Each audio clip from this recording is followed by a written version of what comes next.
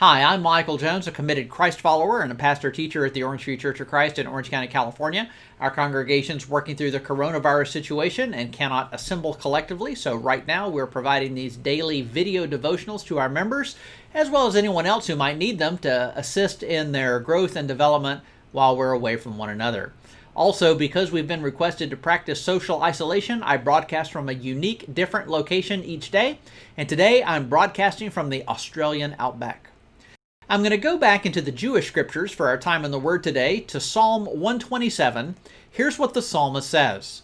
Psalm 127, a song of ascents of Solomon. Unless the Lord builds the house, its builders labor in vain. Unless the Lord watches over the city, the watchmen stand guard in vain. In vain you rise up early and stay up late, toiling for food to eat, for he grants sleep to those whom he loves. There's a popular saying that goes, the best laid plans of mice and men often go awry. Most people attribute that saying to Steinbeck's book of Mice and Men. But that was written in the early 1900s. Steinbeck got the idea actually from a poem written in the 1700s by Robert Burns entitled To a Mouse. The poem was written about a man who was plowing up his field to prepare for the planting season and realized that in so doing he had destroyed a mouse's nest. So often in our own plans, we go about doing things without consideration of what God might want in that circumstance. Today, as we spend time in the Word, I want to take a look at what it means to let God truly control your life. There are three specific spheres of our life that Psalm 127 addresses. Let's move through each of those and see what those translate into in our own life.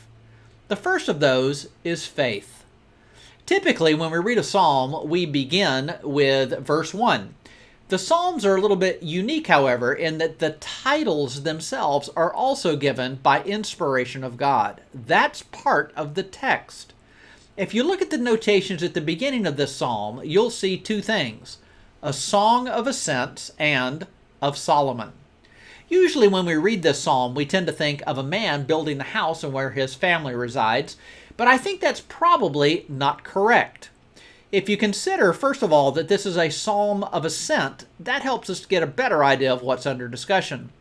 The songs of ascent were a set of 15 songs that were sung by the Jewish people on their way to Jerusalem to participate in the three big annual feasts of the Jewish people. The fact that this psalm is also introduced by saying it's of Solomon leads many to conclude that this psalm was written right about the time that Solomon built the temple.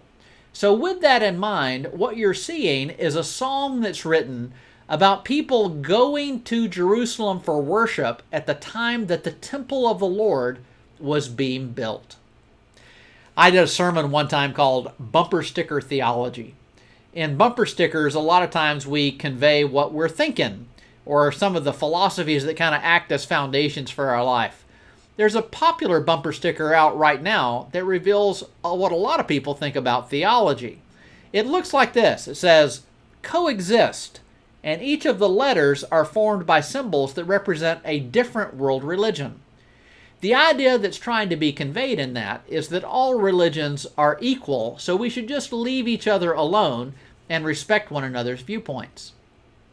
Almost in direct contrast to that, there's another bumper sticker that says, contradict.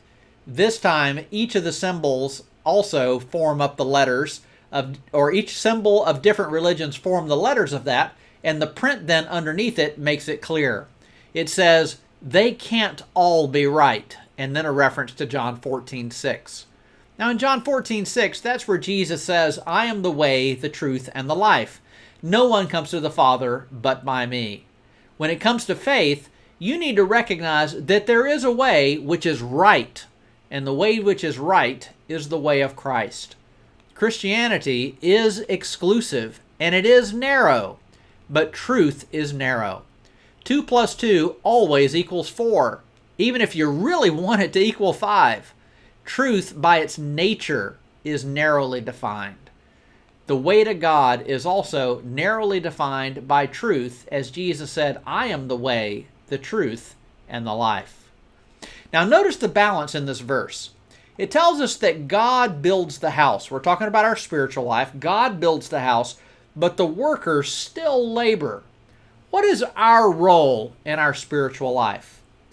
Sometimes people will ask me this: do you believe good works are necessary for our salvation? And my answer is always the same. Good works are essential to our salvation only in the sense that those who are genuine, bona fide, born-again children of God will always have them without exception. We were created in Christ Jesus for good works. That's what Ephesians 2 says. Ephesians 2 also says that it's by grace you are saved by faith, and that is correct.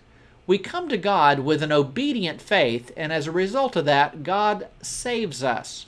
But we're not saved just to kind of sit on our laurels and do nothing. We are created in Christ Jesus for good works, which we are then to engage in. So our spiritual life is defined by God and lived by us. The life that you live should be pleasing to the Lord. The second sphere of our life is Psalm 127. In that one, he speaks about our safety. Look at what he says. Unless the Lord builds the house, the laborers labor in vain. And unless the Lord watches over the city, the watchmen stand guard in vain. Now, what's this all about?